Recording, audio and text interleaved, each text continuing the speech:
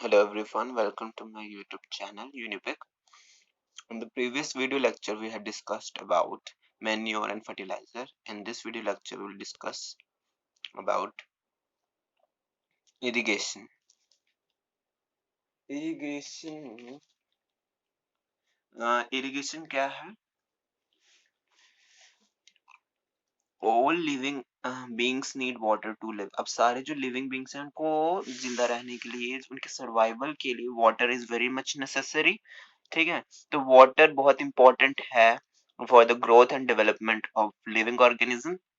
Water जो होता है अब्सॉर्ब कर देता है। जो वाटर क्या होता है, किससे अब्सॉर्ब होता है? जो प्लांट्स होते हैं उनकी रूट से वाटर हम वाटर अब्सॉर्ब करते हैं प्लांट्स। और जो वाटर के साथ क्या क्या हो जाते हैं, उसमें मिनरल्स और फर्टिलाइजर्स भी होते हैं, वो भी अब्सॉर्ब हो चले जाते हैं रूट्स के थ्रू। ठीक है, जो प्लांट्स होते हैं उसमें नियरली 90% ऑफ क्या है, वाटर है। और ये जो वाटर है ये बहुत ही जरूरी है for the germination of the seed, means उगने के लिए। ठीक है, सीड को उगाने के लिए वाटर बहुत जरूरी है, क्योंकि अंडर ड्राई कंडीशंस ये पॉसिबल नहीं होता है। न्यूट्रिएंट्स जो होते हैं वो डिसॉल्व होते हैं वाटर में। ठीक है, are transported to each part of the body. ठीक है, अब ये जो न्यूट्रिएंट्स जो भी होंगे ये वाटर में डिसॉल्व होते हैं, और वाटर में डिसॉल्व हैं तो जो रूट्स होंगी वो ऑब्जॉर्व कर देंगे वाटर, और सारी जो प्लांट्स के पार्ट्स में वो ट्रांसपोर्ट होते चले जाएंगे न्यूट्रिएंट्स। ठीक है, उसके बाद जो वाटर है उसको वो हमारी क्रॉप्स को दो चीजों से प्रोटेक्ट करके रखता है। सबसे पहला है फ्रोस्ट, मीन्स ठंड से, और हॉट एयर से भी वो प्रोटेक्ट करके रखता है।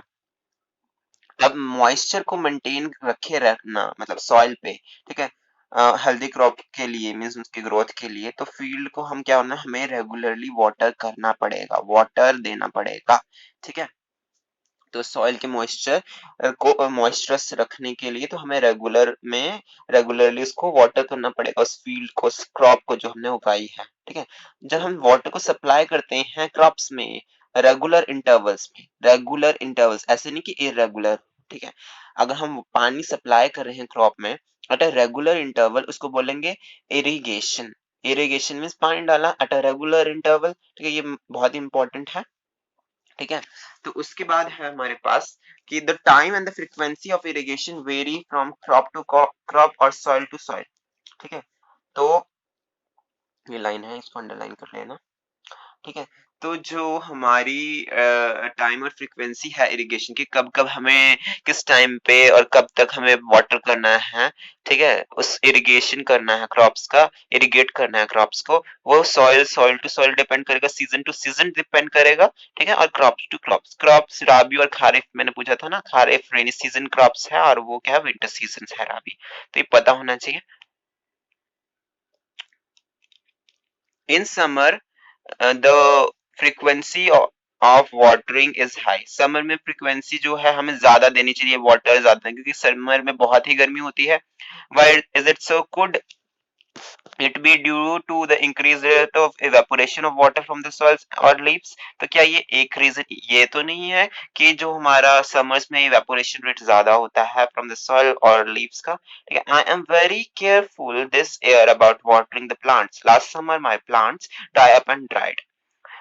तो ये क्या कह रहे हैं कि भोजू, कि लास्ट ईयर जो है मैं इस बार बहुत ही ध्यान रखूंगा वाटर प्लांट्स को, वाटरिंग का, मीन्स उसको रेगुलर इंटरवल पे पानी दूंगा, क्योंकि पिछली समर क्या होगा तो सूख के मर गए थे। ठीक है, अब सोर्सेज क्या है इरिगेशन के, वो बहुत ही इंपॉर्टेंट है।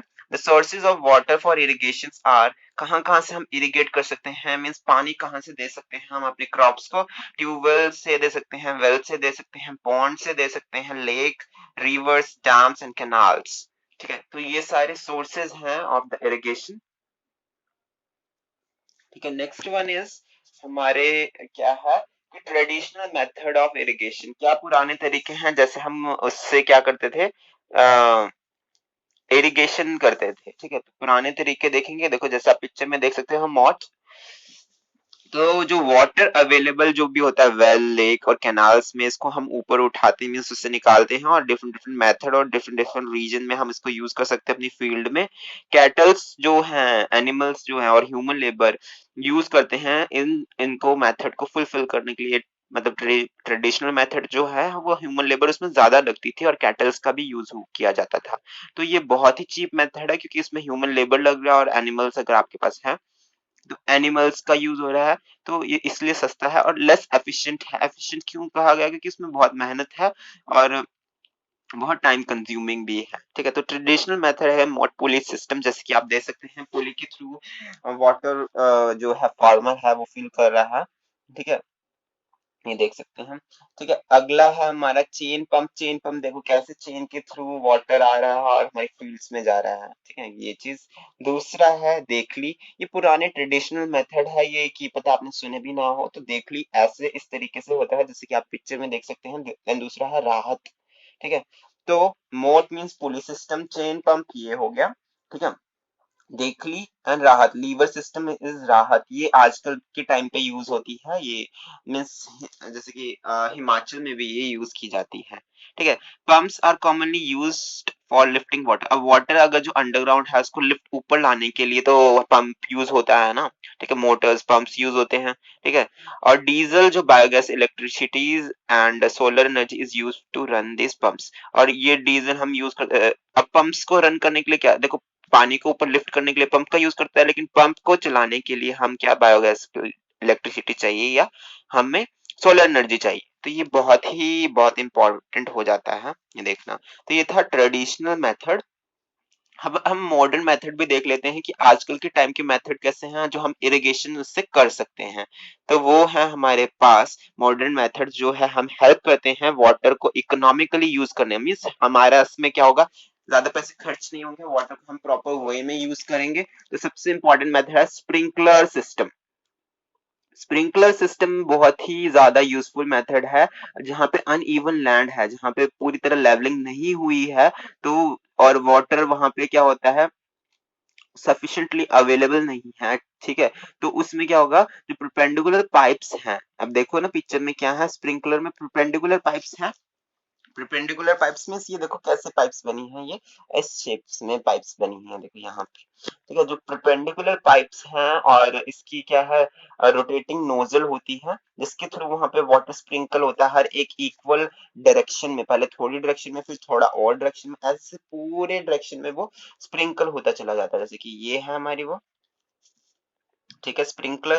तो पहले वो इतने डिस्टेंस में कवर करेगा, सर्कल सर्कल करके इतने इतने में, ऐसे से धीरे धीरे करके वो पूरी फील्ड में पानी भरता रहेगा। तो एक अच्छे एफिशिएंट वे में वो भरेगा पानी। ठीक है, तो ये अच्छा, इससे पानी वेस्ट भी नहीं होता और रेगुलर हम पाइपिंग जो है रेगुलर इंटरवल में हम अपनी क्रॉप को क्या कर सकते हैं, वाटर कर सकते हैं।